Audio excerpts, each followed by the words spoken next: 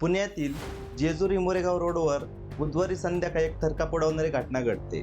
एका क्षणामध्ये 8 जणांचे प्राण गेले आणि महाराष्ट्र पुन्हा एकदा हादरतो। भरधाव कार, उजाड रस्ता, लखलखते हेडलाइट्स आणि एक जबर धडक। धडकेचा आवाज इतका भीषण होता की डोंगर देखील दणदणले असतील। त्याचं झालं असं, श्रीराम हॉटेलजवळ एका पिकअप मधून फ्रीज खाली उतरवण्याचं काम सुरू होतं। सामान हलवत असताना अचानक कार येऊन आदळतो।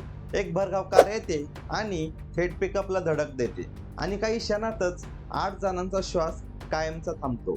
मृतांमध्ये 7 पुरुष आणि एका महिलेचा समावेश आहे। तर एक पुरुष, एक महिला आणि 2 चिमुरडी मुलं सध्या हॉस्पिटलमध्ये अत्यंत गंभीर अवस्थेमध्ये उपचार घेत आहेत। या अपघाताची तीव्रता इतकी होती की काही मृतदेह थेट रस्त्यांवरती उडून पडले होते। पोलिसांना देखील ते मृतदेह गोळा करताना अंगावरती काटा आला।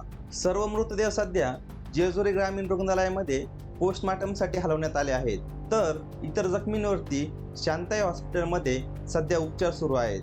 मृतांमध्ये इंदापूर, भोर, राजस्थान आणि यूपीच्या काही व्यक्तींचा समावेश आहे।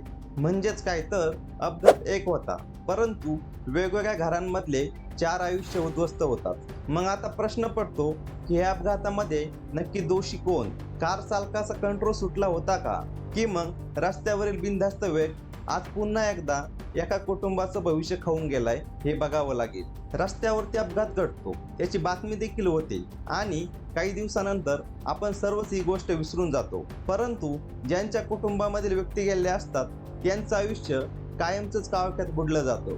कारण अपघात हा नेहमीच अपघात नसतो, तर कधी कधी तो निष्काळजीपणा देखील असू शकतो। मित्रहो, पुण्यामध्ये घडत असणाऱ्या वारंवार अपघातावरती आपलं मत काय हे खाली कमेंट बॉक्समध्ये लिहून नक्की कळवा। हा व्हिडिओ जर तुम्हाला आवडत असेल तर व्हिडिओला लाईक करा, शेअर करा व असेच माहितीपूर्ण व्हिडिओ यापुढेही पाहण्यासाठी आपलं यूट्यूब चॅनल महाराष्ट्र लाईव्हला सबस्क्राईब करायला अजिबात विसरू नका। पुन्हा भेटूया एका नवीन व्हिडिओसह।